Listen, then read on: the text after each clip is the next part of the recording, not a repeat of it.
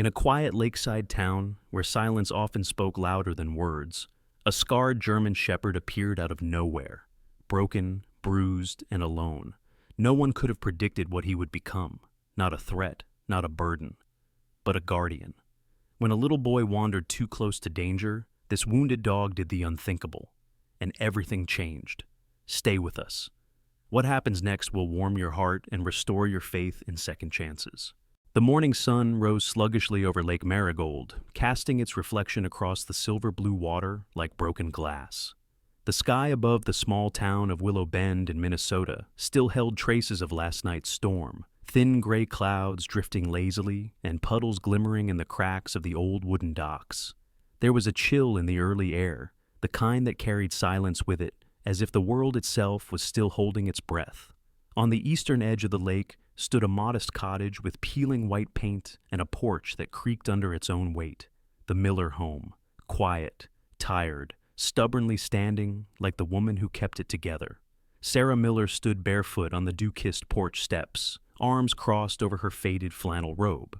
She was 32, tall and slender, with sun-worn skin and deep auburn hair tied loosely behind her. Her back was slightly hunched, not from age, but from habit, years of holding too much weight that wasn't meant to be carried alone. Her eyes, a soft gray blue, had once been lively, but now held the weariness of someone who had known too much silence. She had lost her husband in a kayaking accident on this very lake 2 years ago, an event that carved a quiet crack through her heart and left her to raise their child alone.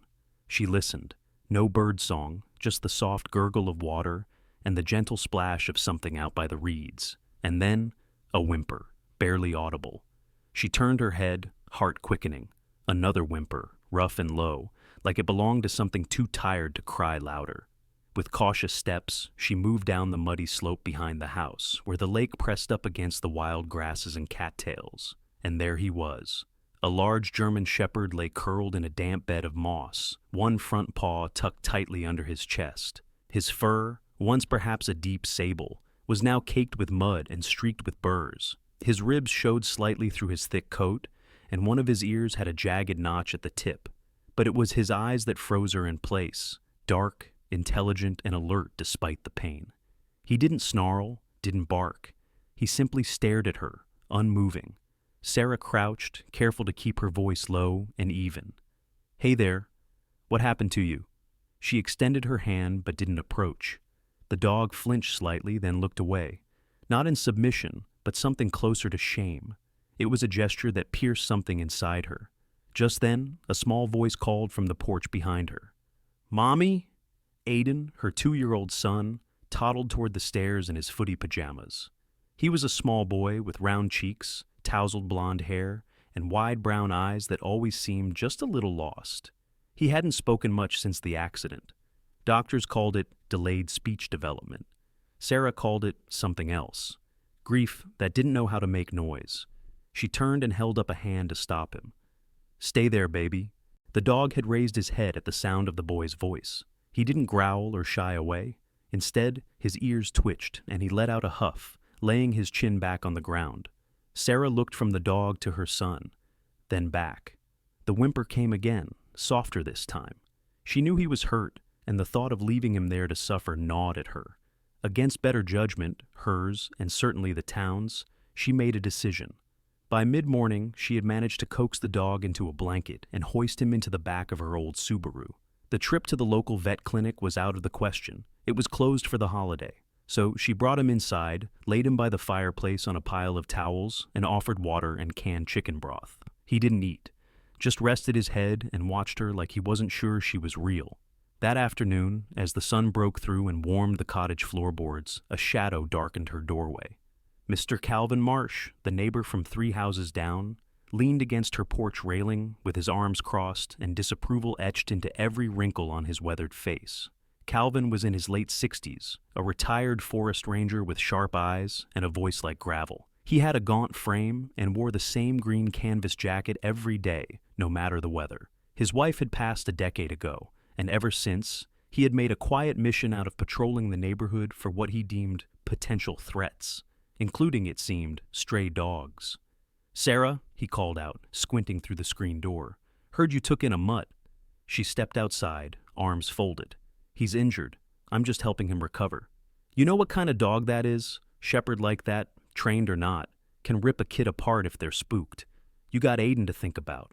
She stiffened, jaw clenched. I am thinking about him, thank you. He sniffed, clearly unimpressed. You ask me, putting a wild animal in a house with a toddler? That's asking for a funeral. She said nothing, just watched him retreat down the gravel path. She knew Calvin's concern wasn't baseless, but it wasn't rooted in compassion either. It was rooted in fear, the kind that builds walls instead of bridges. That night, Sarah sat beside the dog, still unnamed, and gently dabbed his paw with a warm cloth. He didn't flinch. Aiden sat on the rug a few feet away, drawing scribbles on an old magazine page. Every few seconds, he looked up to peek at the dog. At one point, the shepherd turned his head, looked directly at the boy, and for the first time, his tail thudded once against the floor. Sarah watched the exchange, her chest tightening. Buck, she murmured aloud, surprised by her own voice. You look like a buck. The dog blinked slowly, as if to accept the name. The autumn mornings around Lake Marigold grew gentler in the days that followed, with golden mist rising from the water and soft rays of sunlight painting the porch in sleepy amber hues. Sarah Miller had developed a new routine. After making Aiden's breakfast cut up, banana slices oatmeal with a swirl of honey, she'd check on Buck, who now rested near the fireplace, as if it had always been his spot. There was a quiet shift in the house since the dog arrived, like the walls themselves had loosened, breathing easier. Buck still bore the marks of whatever pain he'd endured before their paths crossed. The fur around his left shoulder was slow to regrow, and he walked with a slight limp. Yet, despite his wounds and his silence, he followed Aiden with patient eyes and slow, deliberate steps. He didn't bark, didn't beg, didn't chase. He watched. He waited.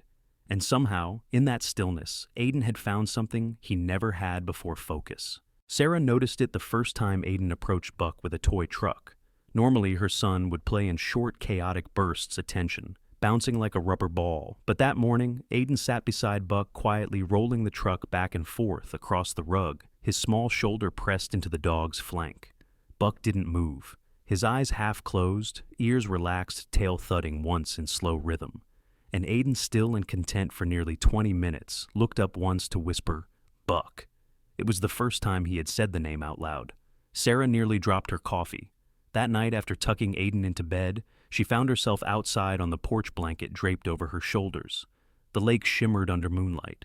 She let out a slow breath, half relief, half disbelief, and sipped from a chipped mug, its rim warm against her lips. Then she noticed the envelope. It had been slipped between the wooden slats of the porch, folded neatly with no address.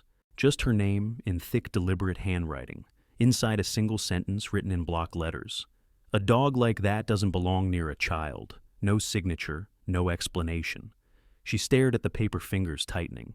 The wind tugged at the edge, but she held it. Buck was at her feet now, tail resting against the porch floor. She looked down at him, and he raised his head slightly, eyes meeting hers. There was no fear in them, only a question. Maybe even loyalty.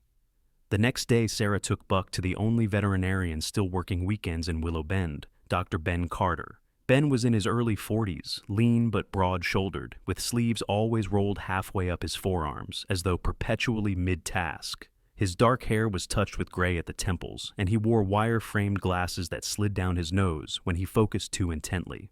He had a gentle manner, the kind built not from words, but from silence, the kind you earn from knowing pain. His clinic sat at the edge of town, converted from an old fishing shack into a small but functional space. The waiting room smelled faintly of cedar and antiseptic, and a sleepy tabby cat named Pickle dozed on the counter. When Sarah entered with Buck at her side, Ben looked up from his notes and offered a quiet nod. That's one hell of a dog. Found him near the lake. Hurt, but he's good with my son. Ben knelt studying Buck's leg with careful hands. Buck didn't flinch. He sniffed the vet's wrist once, then let him prod gently at the scar tissue. Old injury, deep tear probably from barbed wire. Healing okay. You did good cleaning it, Ben murmured. He's underweight, though, and he's older than I thought, maybe 6 or 7. Do you think he's dangerous? Sarah asked, her voice barely above a whisper. Ben stood brushing off his jeans. Dangerous dogs don't usually lie down for a toddler to nap on them. He's seen some things, but he's not broken. There was a quiet between them, broken only by Pickle hopping down from the counter and brushing against Sarah's leg. Sarah looked around the room. "Do you always keep cats in a dog clinic?" Ben smiled faintly. "Pickle runs the place. I just sign the prescriptions." She chuckled for the first time in days. As he prepped antibiotics for Buck, Ben offered, "You can bring him by once a week. I'll keep an eye on his leg, make sure he's putting on weight. No charge." Sarah hesitated. "You don't have to, I know." He paused. "But you're trying to help something most people would have given up on. That's worth something." Buck's visits to the clinic became part of their weekly rhythm, and so did Ben, quietly inserting himself into the periphery of Sarah's life, not forcefully, but with the same steady patience Buck seemed to have. He never asked about Sarah's past, though he noticed how she flinched at loud noises, or how she always positioned herself between Aiden and the street. And Sarah never asked why Ben wore his wedding ring on a chain around his neck, or why there were no photos on his desk, only an old fishing map pinned to the wall. Back at home, the letters continued, each one slid under the door or folded into the mailbox without a stamp, each one colder than the last. "That dog is dangerous. He'll turn on you. Kids don't survive those kinds of mistakes." Sarah began to dread checking the porch. She didn't mention them to Ben, not yet, but she started checking the locks at night. She moved Aiden's crib farther from the front windows. Buck, sensing her unease, took to sleeping in the hallway halfway between her room and Aiden's ears, twitching at the slightest sound. But amid the fear was something else. Aiden was changing. He spoke more, played longer. He began drawing pictures of Buck and me on napkins and cereal boxes. One afternoon, he tugged on Sarah's sleeve and said, "Mommy Buck is my friend." Clear, direct. Like a door inside him had opened. Sarah looked at the drawing in his hand, 2 stick figures, one with 4 legs and floppy ears, and felt something shift inside her. It wasn't peace, not yet, but it was the beginning of it, and Buck, for all his silence, had become more than a stray. He was protector, companion, anchor, and perhaps even more than that, he was a mirror showing Sarah the parts of herself she'd forgotten were still alive. Willow Bend sat beneath a gauzy blanket of fog that morning, the kind that turned the lake into a sheet of moving glass. The trees, now losing their leaves to early fall, stood like skeletal sentinels along the road that curved past the water's edge. Sarah Miller wiped condensation from the kitchen window and watched Aiden in the yard. He was giggling an open, clear sound that rang across the grass like music. Buck trotted beside him, slow but steady, ears forward and tail relaxed. They had invented a game. Aiden would roll a pine cone down the slight slope, and Buck would push it back with his nose.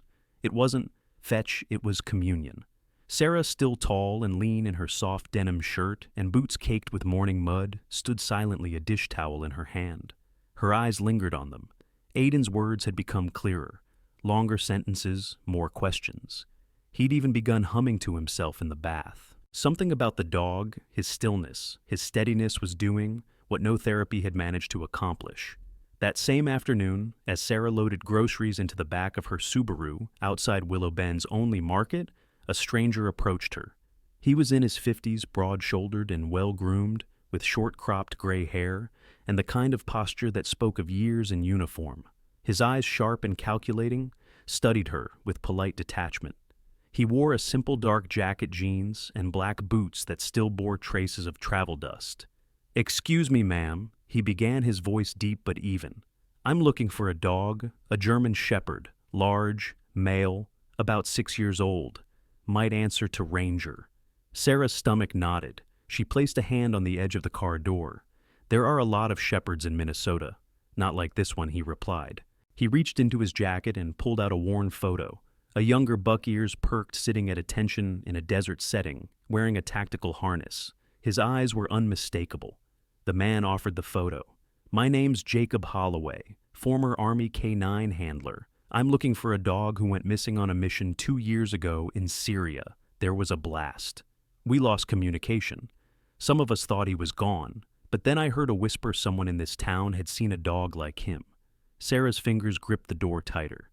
"Even if you found him, what do you plan to do?" Jacob hesitated. His face softened just slightly. "Honestly, I just want to know he's okay. I owe him that." That night, Sarah sat across from Ben in the small exam room of the clinic. Buck lay on the floor between them, tail curled, breathing even. Aiden sat on a nearby bench, humming softly while running his fingers over Buck's ears. Ben leaned back in his chair, rubbing his chin thoughtfully. I ran his microchip like you asked. It was old but still active, matched a military registry. Ranger, assigned to Staff Sergeant Jacob Holloway, deployed overseas. Status missing, presumed KIA K9 in action. Sarah exhaled slowly, as if something long buried was rising. And now? Well, the registry was updated. Someone logged an inquiry 2 weeks ago, probably Holloway.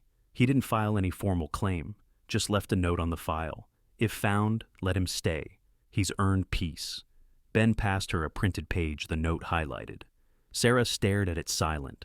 Later that evening, when the house was quiet and Aiden had fallen asleep, hugging Buck's back like a stuffed animal, Sarah sat at the kitchen table, turning the photo over in her hand. Buck No Ranger had belonged to someone else once. Someone who had trusted him with their life, someone who had lost him. She wasn't sure if she was relieved or scared, but she was certain of one thing: Buck had chosen to stay. And Aiden had chosen him right back. Meanwhile, the town was beginning to notice. At the school playground, Aiden's teacher, a warm, middle-aged woman named Miss Janice Weller, with silver-streaked curls and a kind but firm tone, mentioned the changes during drop-off. "He's talking more," Janice said with a curious smile. "He told me today about his brave dog who used to be a soldier. I didn't know he had that many words in him." Sarah smiled, her expression a mixture of pride and caution. Neither did I. She didn't mention the letters; those had stopped arriving for now. She wasn't sure if it was because of Buck's growing reputation or if someone was simply waiting for the right moment. Still, she slept with the porch light on, and Buck remained posted by the hall door every night. The next weekend, Sarah invited Ben over for dinner, not as a vet, but as something else. He brought homemade chili, a loaf of fresh sourdough, and a bottle of apple cider. Aiden insisted Ben sit next to Buck. "I want him to remember your smell," the boy explained solemnly. "So, he knows your family." Ben chuckled and sat cross-legged on the floor beside the dog. "That's the highest honor I've ever received." They ate around the coffee table, plates balanced on their laps, stories floating between bites. Ben talked briefly about his late wife Claire, a wildlife biologist who had adored autumn hikes and photographing foxes near the lake. Sarah shared a story about Aiden's first word, light, whispered one early morning after his father had died. Later that night, after Aiden had fallen asleep and Buck dozed near the hearth, Sarah and Ben stood outside watching the moonlight ripple on the lake. The silence between them wasn't awkward. It was filled with mutual understanding. "Do you think he remembers?" she asked. Ben nodded. "Everything. But he's choosing to stay anyway." Sarah smiled, small and sad. "So are we." The afternoon sun shimmered across Lake Marigold, setting the water aglow like a blanket of molten gold. Willow Bend was calm, almost too calm, a deceptive kind of peace that made the air feel fragile.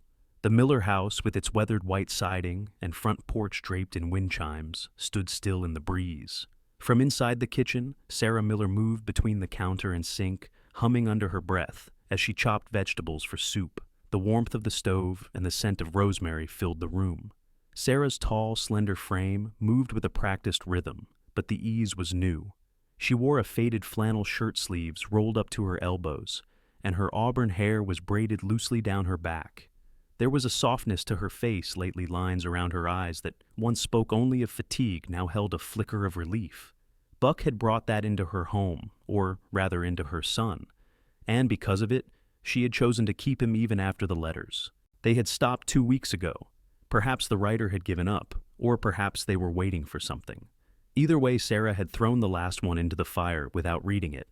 Buck had earned his place, and Aiden, her once silent child, now talked about the dog like he was his best friend, guardian, and secret keeper all in one. From the open window, Sarah could hear Aiden's laughter floating in from the yard. She smiled.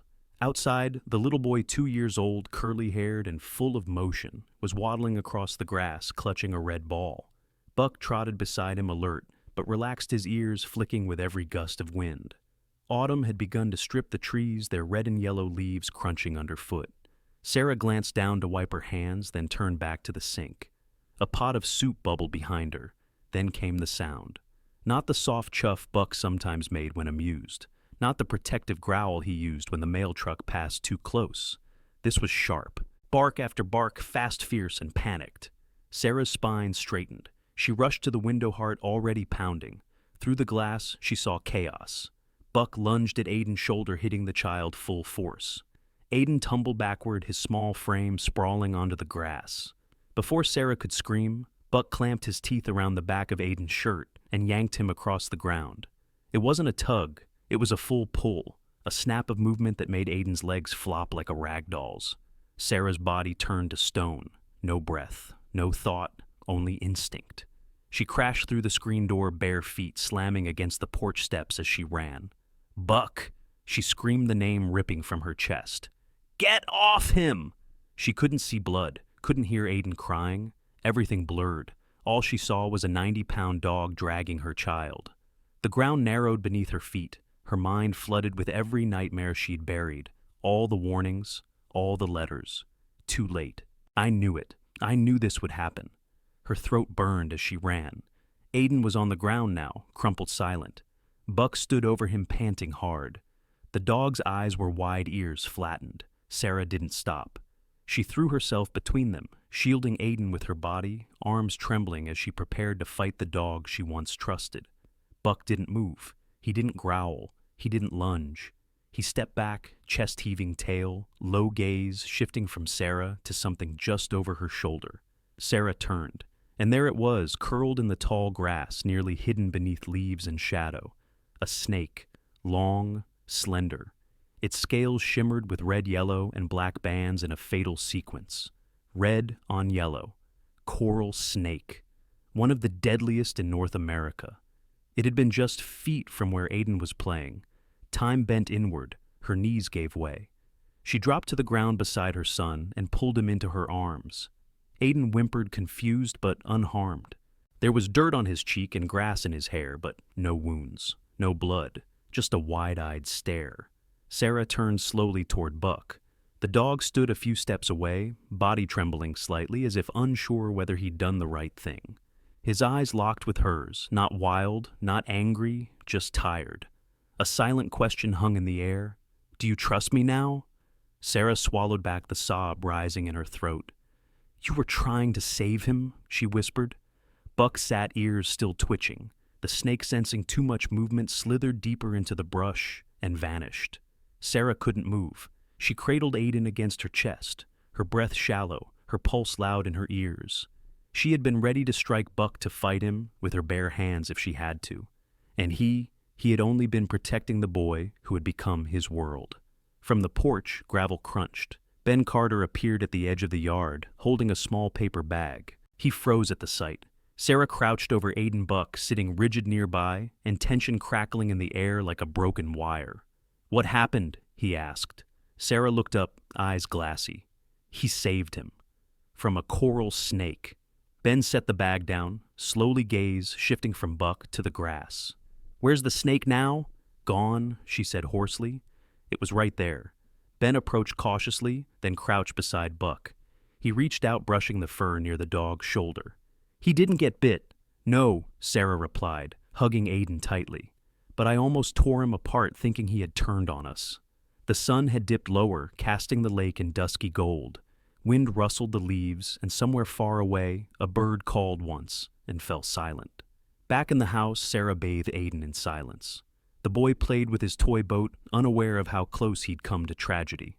Buck lay in the hallway just outside the door, his paws crossed, ears turned toward the splash of water. Later that night, after Aiden had fallen asleep, curled around his favorite blanket, Sarah walked to the living room where Buck rested near the fireplace. She sank slowly to the floor beside him, reaching out a tentative hand.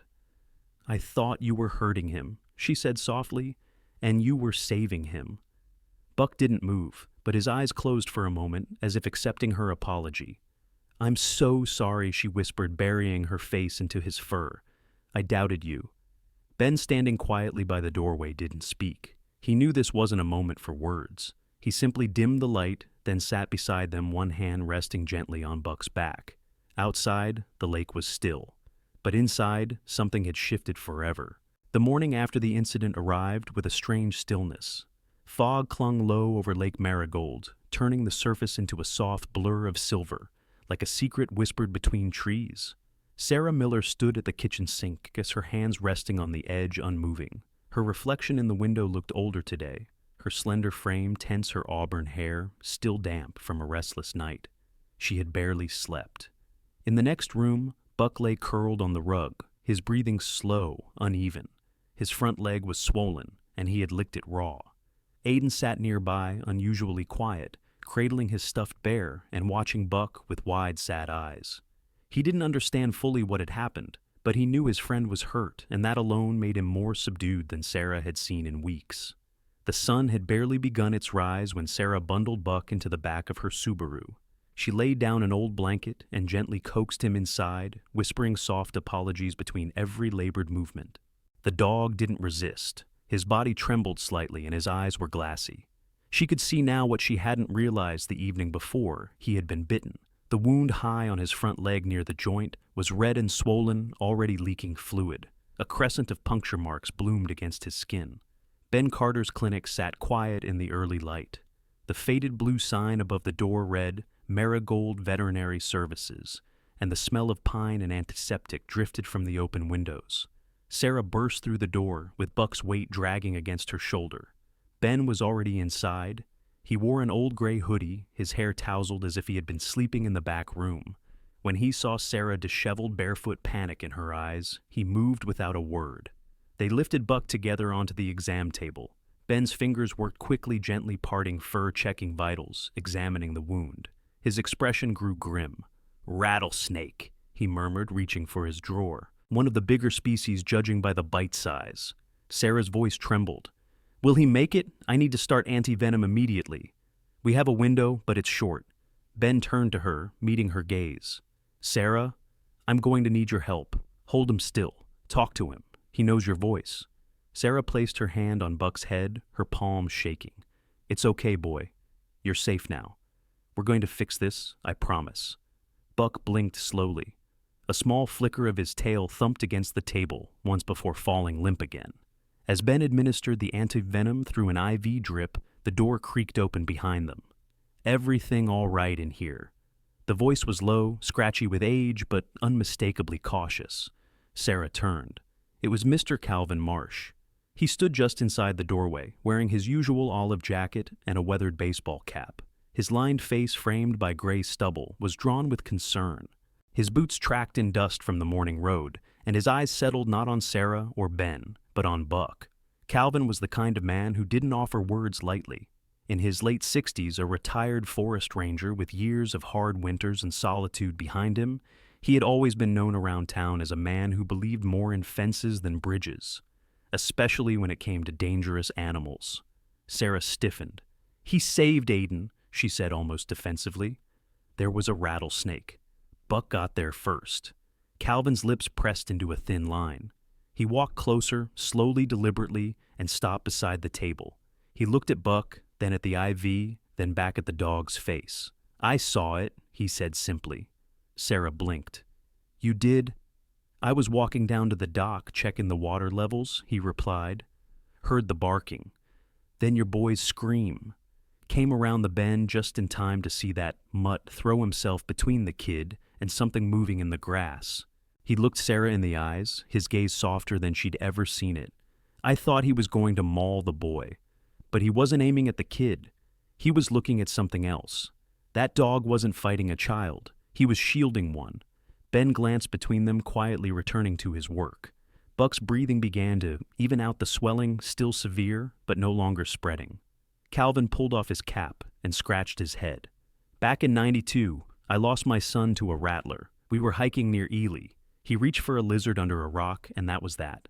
I've seen bites before. I've seen what they do. That dog didn't hesitate." Sarah's throat tightened. "I'm so sorry, Mr. Marsh." Calvin nodded, his jaw working through the emotion. "Don't be. Just don't let anyone tell you he's dangerous again." He looked at Buck one last time, then placed a small object on the counter, an old rubber chew toy shaped like a bone, faded and worn. "My son's dog used to carry that thing everywhere. Maybe yours will too." He left without another word. Ben stood up straight, wiping his hands on a towel. "Vitals are stabilizing. You brought him just in time." Sarah exhaled for what felt like the first time all day. That night the house was dim and quiet. Aiden had fallen asleep early, worn out from the events of the day. Buck lay in his usual place by the fireplace, now wrapped in a thick blanket, his bandaged leg stretched out gingerly. Sarah sat beside him, stroking his fur slowly, gently. She whispered stories, soft rambling things about the lake, about Aiden's first steps, about the sound of frogs in the springtime. Buck listened without moving his eyes' half-lidded tail, twitching at every name she mentioned. Outside the window, the fog returned to the lake, curling between the reeds like smoke from an old pipe. But inside the house, the air was warm, heavy with quiet devotion. For the first time in months, Sarah didn't check the locks twice. Rain had begun to fall in Willow Bend, a slow and steady drizzle that softened the edges of the world and washed the leaves into puddles of red and gold. At Marigold Veterinary Services, the windows fogged with the mix of damp air and rising tension. Inside, the air was thick, not with sound, but with waiting. Buck lay motionless on a padded mat near the back room, his leg wrapped tightly in white gauze IV fluids dripping into his foreleg. His breathing was shallow and irregular, and his eyes flickered beneath closed lids as if fighting ghosts in his dreams. The bandage around his bite had to be changed twice already. Ben said the swelling was receding, but the next 12 hours were critical. Sarah sat in a wooden chair beside him, her knees pulled up to her chest, her tall frame folded into itself like a crane bracing against wind. Her auburn hair was tied into a messy knot, her flannel shirt rumpled and damp at the cuffs. She hadn't moved much since they arrived. Every time Buck whimpered or twitched, she reached out without thinking, running her fingers gently over his back, murmuring things too soft for anyone else to hear. In the corner of the room, Aiden sat cross-legged on the floor, a stack of printer paper and an open tin of colored pencils spread around him. His small fingers were smudged with green and blue and red as he sketched carefully, tongue poking from the corner of his mouth in quiet focus. Ben Carter, tall and broad-shouldered in a clean white coat, now marked with a smear of dried blood, moved back and forth between rooms, checking equipment, making notes, and returning every few minutes to check Buck's vitals. His expression remained calm, but the lines in his forehead deepened with each hour. At one point, Sarah spoke without looking up. "How much longer until we know?" Ben paused. "If he makes it through the night, his chances go way up. The venom hit fast, but we got the anti-venom in time. Now it's up to his body." Sarah nodded, the knot in her throat tightening. Aiden stood suddenly holding a sheet of paper in both hands. He approached Buck carefully, looking up at Ben. "Can I hang this for him?" Ben crouched beside him. "What is it?" Aiden flipped the paper around. It was a child's drawing, Buck standing tall at the edge of the lake, drawn in shaky crayon lines. Behind him was a giant snake, its tongue out, and in front of him, a small stick figure with Aiden scrawled in block letters over the head. Above it in sky blue pencil were the words, "Buck protects the lake." Ben smiled and took it from him. "He'll love it." He walked to the cabinet above Buck's crate and pinned the drawing there with a small thumbtack. It hung slightly crooked, but Aiden beamed with pride. Sarah, watching quietly, felt something melt in her chest, some heavy old thing that had been sitting there for years. Just then the clinic door creaked open. It was Calvin Marsh. The old man stepped inside, removing his cap and brushing rain from his shoulders. He looked more somber than usual, his olive jacket damp, and his boots leaving streaks on the tile. But in his hands was a small paper bag. "Brought something," he said gruffly. Ben raised an eyebrow. "For Buck?"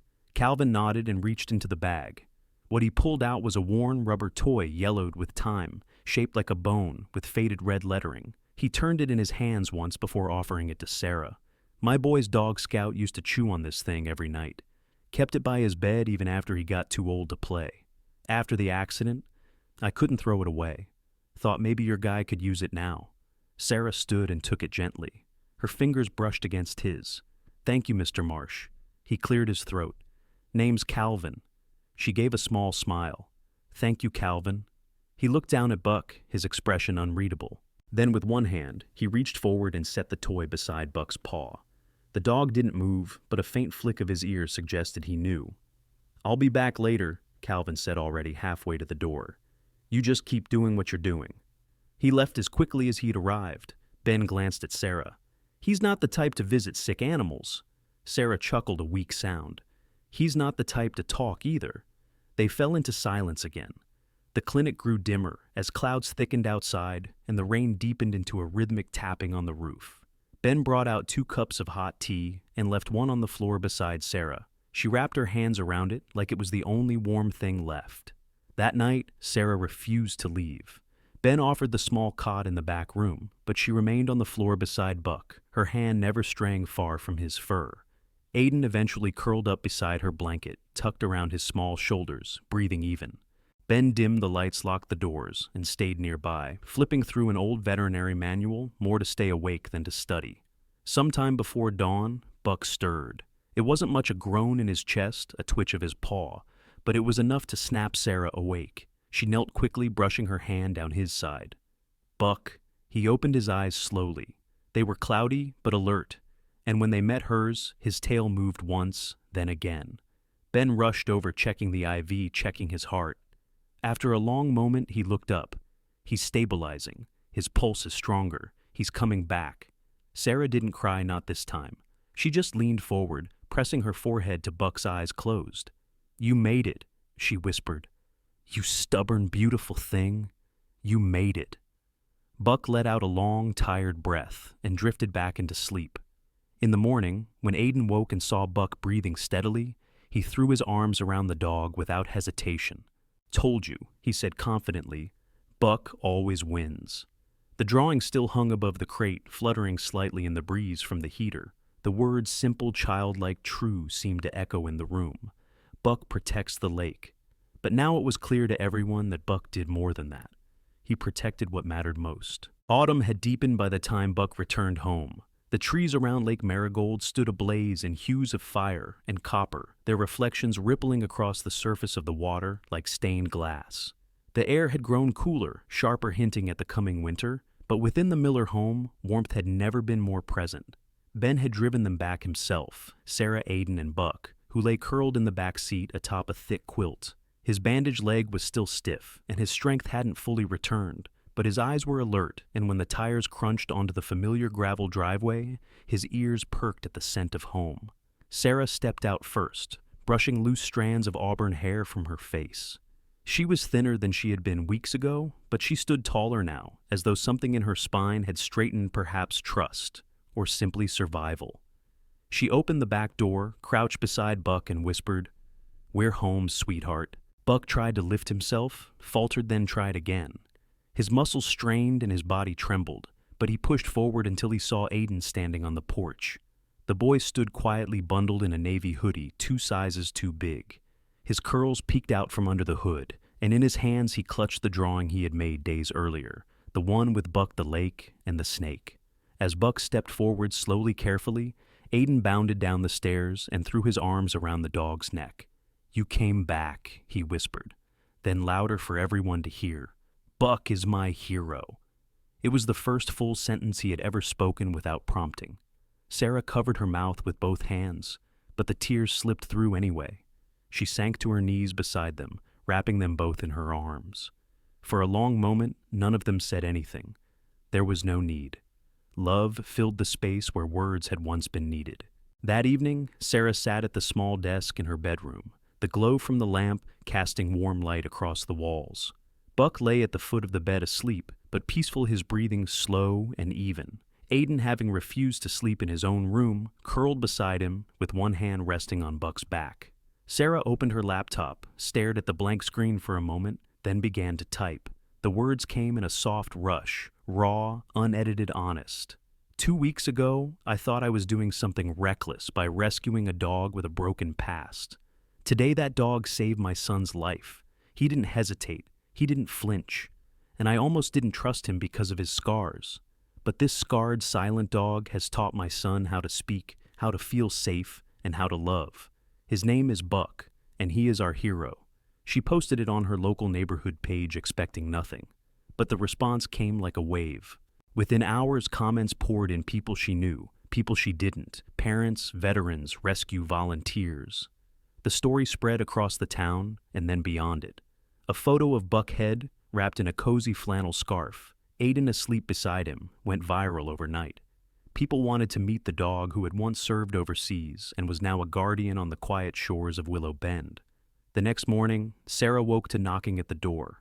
It was Monica Reese, a woman in her 40s with bright eyes and a loud laugh, known around town as the unofficial leader of every bake sale and school fundraiser. Her chestnut hair was tied in a tight bun, and she wore a vest stitched with her family's ranch logo. "I read your post," she said, eyes shining. "We've been meaning to do something about the lake trail. That snake, it wasn't the first. Maybe Buck saved Aiden, but we need to make sure no other kids are in danger." And just like that, the town rallied.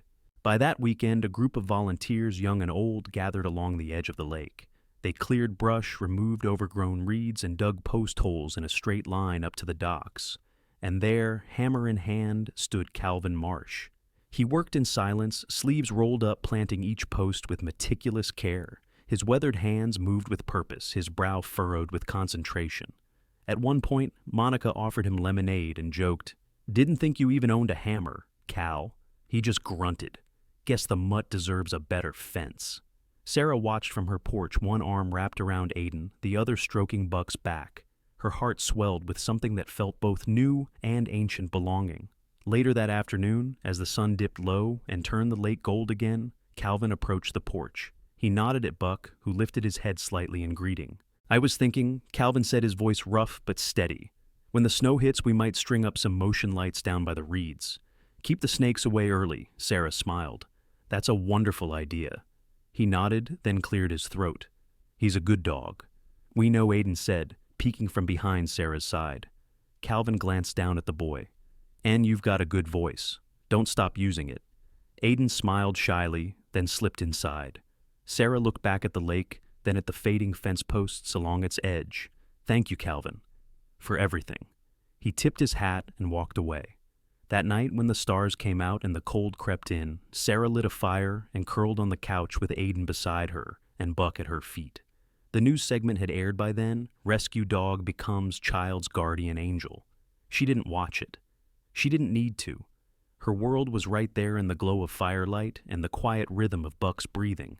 The air held a soft golden hue that evening, as if the sun itself had lingered a little longer just to witness the moment. Lake Marigold shimmered beneath the waning light, its surface calm, broken only by the occasional ripple from a late-season breeze. Along the shore, families gathered beneath strings of paper lanterns, their warm glow dancing in the wind. Folding chairs lined the newly fenced path, and handmade banners stretched between the trees. "Thank you, Buck, our guardian." The entire town had come together. Children ran barefoot through the grass, dogs of all breeds trotted beside their owners, and the scent of baked goods, cider, and pine filled the air. In the middle of it all stood Sarah Miller, wearing a soft gray sweater and dark jeans, her auburn hair pulled into a tidy braid that draped over one shoulder. She held Aiden's hand gently in hers, the little boy dressed in his Sunday best, a collared shirt that barely fit over his belly, and pants that needed to be rolled at the ankle. Sarah's eyes moved across the gathering, her chest rising with a sense of quiet disbelief. After everything, after the fear, the doubt, the nearly unspeakable, this was where they had arrived, a celebration not just of a dog, but of something deeper, healing, hope, the return of trust. Buck sat near the water's edge, bandage, now removed, his coat gleaming under the soft orange sky. Though still thinner than he'd once been, he held his head high, alert but calm. His amber eyes moved slowly across the crowd, as if noting every person in attendance with silent gratitude. Around his neck, Sarah had fastened a thick leather collar, freshly oiled and softened. A silver tag jingled gently when he moved. On it, just 2 words, "Home, always." The mayor of Willow Bend, Carolyn Baird, stood at a makeshift podium made from an old rowboat turned upright and painted white. She was a stout woman in her 60s with sharp gray eyes, always seen in wide-brimmed hats and colorful scarves. Known for her no-nonsense tone and fondness for strong tea, Carolyn cleared her throat into the microphone. "Folks," she began, voice steady and clear, "we've gathered tonight not just to honor a dog, but to honor what he represents: courage, loyalty, and above all, unshakable love." Applause echoed through the trees. Buck didn't move, but his ears twitched slightly at the sound. Carolyn continued, "When I first heard about Buck, I thought surely this was exaggerated. Then I saw the footage, then I read the letters, and then I met him. And let me tell you, this town doesn't need another statue or plaque. It needs reminders of the good that lives among us. And sometimes, that good walks on 4 legs." Laughter rippled gently through the crowd. From behind Sarah's legs, Aiden tugged at her sweater. "Is it time yet?" She nodded and crouched, handing him a small velvet pouch. Inside was a handmade medal strung on a red ribbon, the medal etched carefully with 4 words, "To my guardian, Aiden." The boy walked forward slowly, his steps uncertain at first, but growing in confidence with each one. When he reached Buck, he knelt beside him, looped the ribbon over the dog's neck, and kissed the top of his head. Then he stood and turned to face the crowd. "Buck is my hero," Aiden said aloud, his voice high and clear, "because he saved me, and because he makes me brave." The crowd went silent for a breath, then erupted into applause, some clapping, others wiping tears. Ben Carter stood among them, arms crossed, his expression softer than usual. He had shaved for the first time in weeks and wore a clean button-down that still somehow looked wrinkled in the right places. Calvin Marsh, standing near the back, lifted his cap respectfully. He had brought his tool belt again, not because he planned to build anything, but because the habit had become strangely comforting. After the speeches, music began to drift through the trees. A small local band, the Loon Hollow Trio, consisting of a banjo player, a violinist with wild red curls, and a woman in her 50s who played the upright bass, barefoot, took to a small wooden stage and began playing soft folk tunes that carried gently across the lake. Families danced slowly on the grass. Children swirled sparklers in the growing dusk, and Sarah found herself standing still, in the middle of it all, just breathing. Buck approached her quietly, his paws soundless on the soft earth. He sat beside her, his gaze on the water, as if listening to the whispering ripples. Aiden soon joined them, curling against Sarah's side, his head resting on her shoulder. She wrapped one arm around him and let her other hand fall on Buck's back. "I never thought we'd have this," she said softly. Buck didn't answer. He didn't need to. Later that night, as the crowd thinned and lanterns were extinguished one by one, Sarah stood alone at the edge of the dock. The lake had returned to its glass-like stillness. The stars were out now, faint and blinking between the gaps in the trees. She heard footsteps behind her. Ben. He didn't say anything at first, just stood beside her, looking out across the water. "You did good," he finally said. "We all did," Sarah replied. He nodded. "You ready to rest?" For the first time, she said, voice trembling slightly. "I think I am." As they walked back up the trail together, Buck following just behind them, Sarah glanced over her shoulder at the lake one last time. Its surface caught the faintest blush of moonlight. Still, peaceful, whole. For the first time in years, so was she. Sometimes the heroes that change our lives don't wear uniforms or speak in grand declarations. They simply sit by our side when we're broken and stay. Buck wasn't just a dog. He was a reminder that love doesn't ask for perfection, it asks for presence. In his silence, a child found his voice. In his loyalty, a grieving mother found peace. And in his sacrifice, a divided town came together again. Maybe it wasn't just chance that brought him to Lake Marigold. Maybe it was grace. If Buck's story touched your heart, share it with someone who still believes in the quiet power of love. Tell us in the comments, have you ever been saved by something unexpected? And if you believe that even the most wounded souls can become protectors, type amen below. Don't forget to subscribe for more true stories of healing second chances and the miracles that walk beside us on 4 legs.